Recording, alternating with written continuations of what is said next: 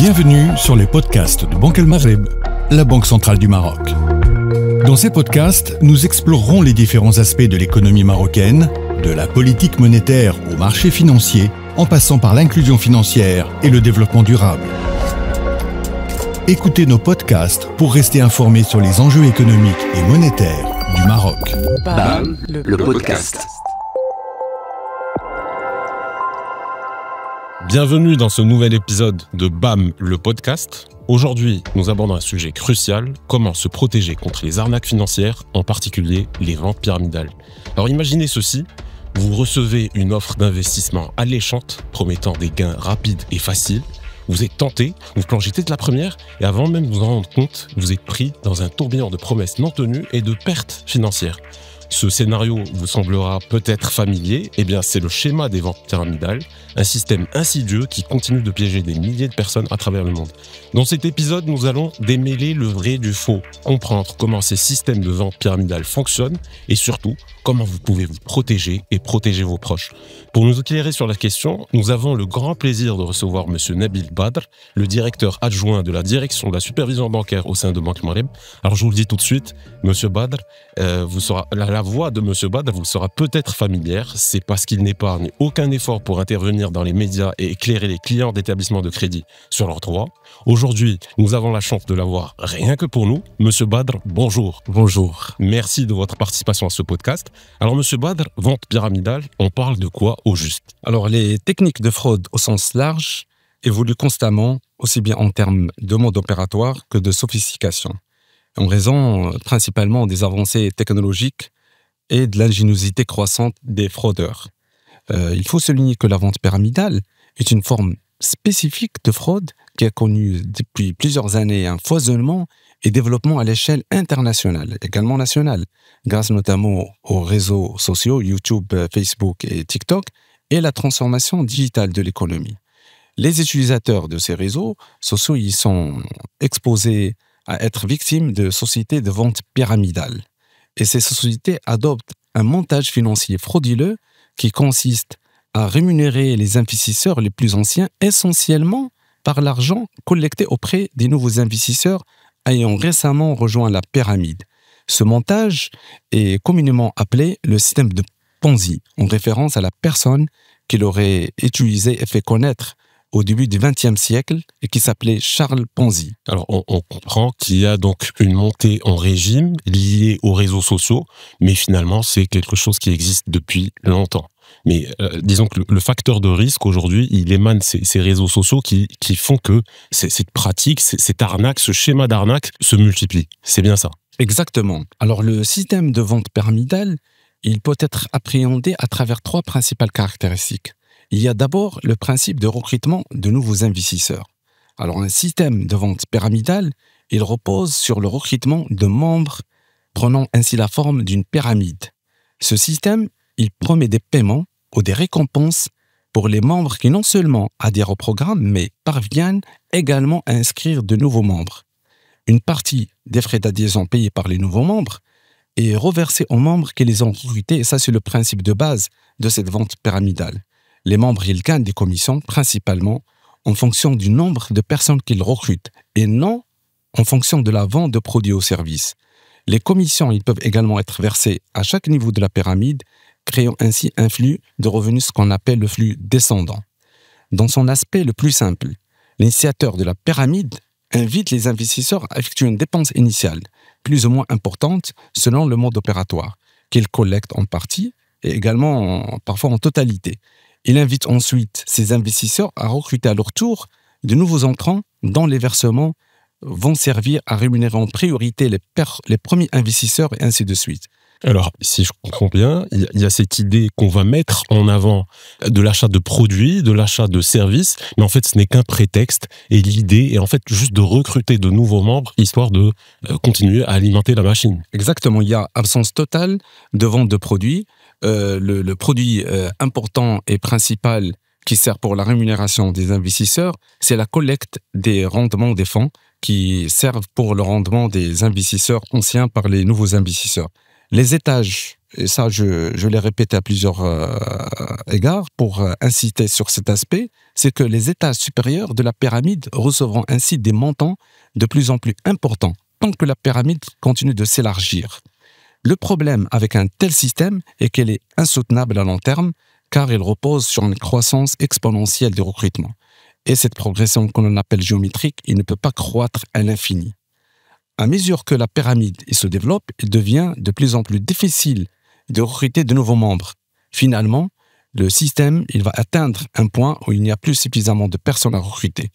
Et ceux au bas de la pyramide, ils vont perdre de l'argent, car, tout simplement, il n'y a plus suffisamment de frais d'adhésion entrant pour rémunérer les étages supérieurs. Voilà, le système s'effondre quand les nouveaux membres ne sont pas suffisants pour rémunérer les anciens. Et les participants, ils ne pourront pas récupérer leurs capitaux investis. La pyramide s'éclate dans ce cas. Très bien. Donc, premier principe, très clair, ce besoin impérieux de recruter de nouveaux investisseurs. Vas-y, monsieur Bouaba, donc deuxième principe. Le deuxième principe ou caractéristique des ventes pyramidales est la promesse de gains exceptionnels.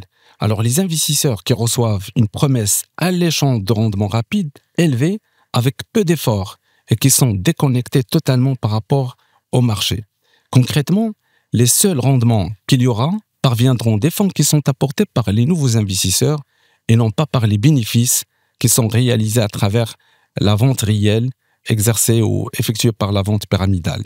Autrement dit, la rémunération des membres est réalisée à travers l'entrée des nouveaux membres, bien plus que la commercialisation d'un bien ou d'un service. Il peut également y avoir des promesses telles que travailler depuis chez soi, à son propre rythme, ce qui peut attirer les personnes qui recherchent une meilleure conciliation entre la vie personnelle et professionnelle. Encore des promesses d'indépendance financière, de style de vie luxueux, de possibilités de générer des revenus résiduels permettant d'arrondir les fins de mois.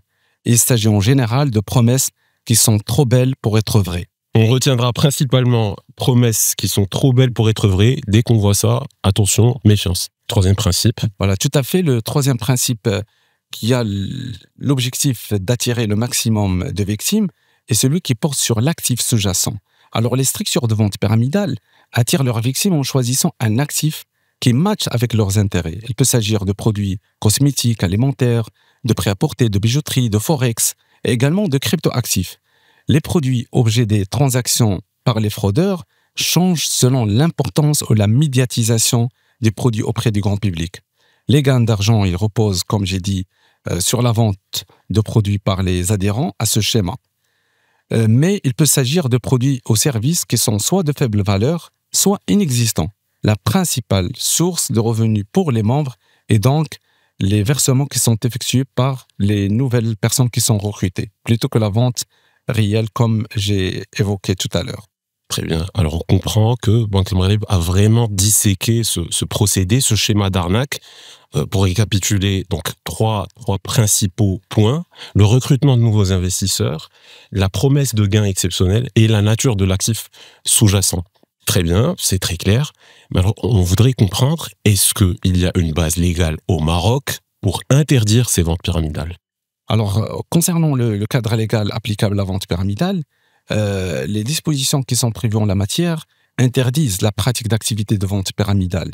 Par exemple, au niveau du code pénal, la vente pyramidale est considérée comme étant une infraction sous-jacente au blanchiment de capitaux. Et l'implication dans ce type de pratique expose ses auteurs à des peines privatives de liberté. Sur un autre plan, l'activité de vente pyramidale, il pourrait être assimilée selon le montage à une activité soit de collecte de fonds ou d'appel public à l'épargne. Il s'agit d'activités régulées et réglementées qui ne peuvent être exercées sans obtention d'un agrément de la part des autorités compétentes, en l'occurrence Banque El Maghreb ou l'autorité marocaine de marché de capitaux. Et également, la loi 3108 sur la protection du consommateur interdit également les ventes aux prestations de services pratiquées par le procédé qui est appelé boule de neige ou pyramidal et qui consiste en particulier à offrir des produits, biens ou services à un consommateur en subordonnant les ventes à la collecte d'adhésion ou inscription. La loi y interdit d'une manière expresse le fait de proposer à un consommateur de collecter des adhésions ou de s'inscrire sur une liste ou lui faisant parvenir ou espérer des gains financiers résultant d'une progression géométrique du nombre des personnes qui sont recrutées ou inscrites. Il convient de préciser également que le système de vente pyramidale est totalement différent du système de vente indirecte ou par réseau de distributeurs, ce qu'on appelle également la vente multiniveau. Ce système, spécialement qui est autorisé par la loi, du fait qu'il s'appuie sur le partage des commissions générées par la vente de produits ou services effectivement réalisés, il s'agit dans ce cas d'un modèle de distribution à travers lequel les produits ou services qui sont fournis par une entreprise, ils sont vendus par l'intermédiaire d'un réseau de distributeurs non professionnels et non salariés, rémunérés à la commission ou également à la marge. L'intermédiaire, dans le cas d'espèce, elle est rémunérée sur ses propres ventes et sur les ventes qui sont réalisées par les personnes qu'il parraine, mais jamais sur le recrutement de ces personnes. Alors, ne pas jeter le bébé avec l'eau du bain, système de vente pyramidale interdite, mais système de vente indirect ou par réseau de distributeurs, donc permise par la loi. Donc, le cadre légal, on le comprend, est extrêmement strict. On a des peines qui sont lourdes. Et d'ailleurs, les procès à l'encontre de personnes qui se sont livrées à ce type d'arnaque, qui sont médiatisées, le prouvent bien. Au-delà du cadre légal, on devine bien aussi que les régulateurs ne sont pas restés les bras croisés face à ce schéma d'arnaque. Et donc, un ensemble de mesures, j'imagine, a été pris.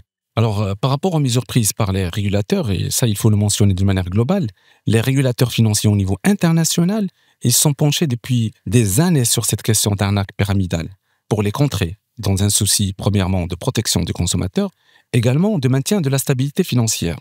Alors, pour Banque Maghreb, et dans le cadre de son mandat de protection de la clientèle des établissements de crédit, il assure une veille sur les pratiques qui sont susceptibles de s'apparenter à l'exercice de l'activité bancaire d'une manière illégale, ce qui nuit aux intérêts des consommateurs, y compris les ventes pyramidales. Et Banque Maghreb, elle a identifié ces dernières années des structures qui pratiquent cette activité frauduleuse de vente pyramidale. Et c'est dans ce sens qu'il a considéré que ces structures, du fait qu'elles collectent des fonds auprès du public, en utilisant le secteur bancaire et en promettant des rendements financiers importants qui sont déconnectés par rapport à la pratique à ces victimes, qu'elle est intervenue. Et c'est dans ce sens que Banque Maghreb a demandé aux banques, à travers leur dispositif de vigilance, de détecter les structures et les signaler aux autorités compétentes. Et Banque Maghreb, également en coordination avec l'autorité marocaine de marché de capitaux, elle a engagé des procédures judiciaires à l'encontre des structures qui ont été détectées. Et dans le cadre de la sensibilisation, il ne faut pas oublier que Banque Maghreb, avec son partenaire, l'autorité marocaine de marché de capitaux, a mené une campagne de sensibilisation pour le grand public sur ces pratiques de vente pyramidale, à travers notamment la publication d'un communiqué de presse et également la diffusion de capsules vidéo.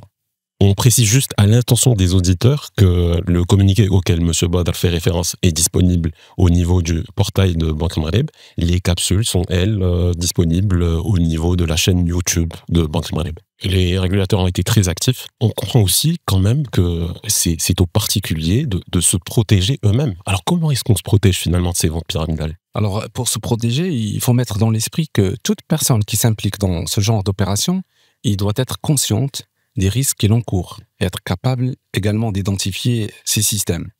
Il faut se méfier d'une manière globale des propositions qui promettent un retour sur investissement rapide et important et déconnecté par rapport au marché. Et pour pouvoir identifier une vente pyramidale, il y a lieu de se rappeler d'un certain nombre d'indices que j'ai également cités au niveau de mes premiers propos, qui devraient être pris en considération, notamment lorsque l'accent est mis sur le recrutement de nouveaux investisseurs et également lorsqu'il y a un certain nombre d'indices qui portent sur une promesse de rendement anormalement élevé, un investissement qui est présenté comme étant sans aucun risque. Également, il y a des pressions pour investir rapidement, sans oublier que l'existence d'un système de parrainage et puis le manque de transparence financière de la part de la structure qui fait l'activité de vente pyramidale, ainsi que parfois les difficultés pour obtenir des informations claires sur l'entreprise, son modèle économique ou ses dirigeants. Et également, il y a un indice qui porte sur les schémas d'adhésion et de rémunération qui sont un petit peu complexes ou atypiques. Et l'absence d'agrément délivré par une autorité compétente, notamment Banque Maghreb ou l'autorité marocaine de marché de capitaux, et l'absence d'exercice d'activité. Le site institutionnel n'est pas opérationnel, peu développé, l'adresse postale, comme indication au lieu d'avoir une adresse physique. Et avant d'investir dans une entreprise ou de suivre d'une manière très générale une opportunité d'investissement, en plus de faire preuve de prudence de la part de l'investisseur et de vigilance, il est recommandé de consulter un conseiller financier et prendre le temps de vérifier sur les sites de l'Autorité marocaine de marché de capitaux et de Banque Maghreb si la société détient un agrément. Malheureusement et nécessairement, certains se sont fait déjà prendre dans les filets. Que faire si on a été victime d'une vente pyramidale? Alors, si vous pensez avoir été victime de vente pyramidale, il faut immédiatement cesser de payer la structure pyramidale suspectée. Et ensuite, il faut illico presto signaler les faits aux autorités judiciaires compétentes. Comme j'ai rappelé, les sanctions pénales sont prévues par le cadre légal à l'encontre des auteurs de ce type d'escroquerie. Messages ont été reçus 5 sur 5. Désormais, si vous êtes approché par une opportunité d'investissement qui semble trop belle pour être vraie, vous savez ce qu'il vous reste à faire. Monsieur Badr, merci de vos précieux éclairages pratiques. Merci de nous avoir armés, outillés pour mieux se prémunir contre les pièges des ventes pyramidales. À travers votre intervention, on aura deviné toute l'expertise et l'engagement que la direction de la supervision bancaire met au service de la protection des consommateurs. Nous aurons certainement l'occasion d'y revenir lors de prochains épisodes. D'ici là, merci aux auditeurs de nous avoir accompagnés jusqu'à la fin de ce podcast, en espérant vous retrouver très prochainement pour un nouvel épisode. Merci à vous. BAM, le podcast.